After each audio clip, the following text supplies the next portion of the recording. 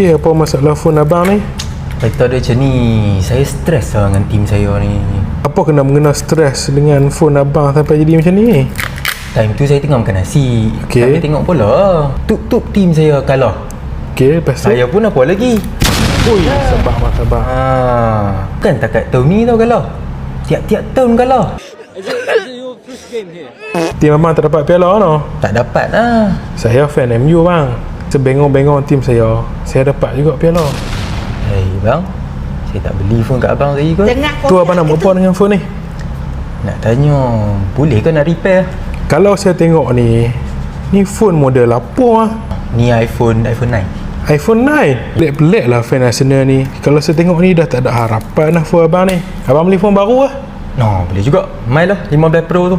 Wow, banyak duit abang. Ni saya nak bayar pakai Tome ni. Belagak sungguh fan Arsenal ni. Abang sama je macam tim abang. Belagak lah apa pun tak dapat. Apa-apa je lah, janji saya dapat phone baru. Okey, disebabkan abang beli phone baru dengan kami, ni free gift saya bagi kat abang. Hei bang, abang nak peli saya ke ni? Tak ada lah, saya melawak lah dengan abang.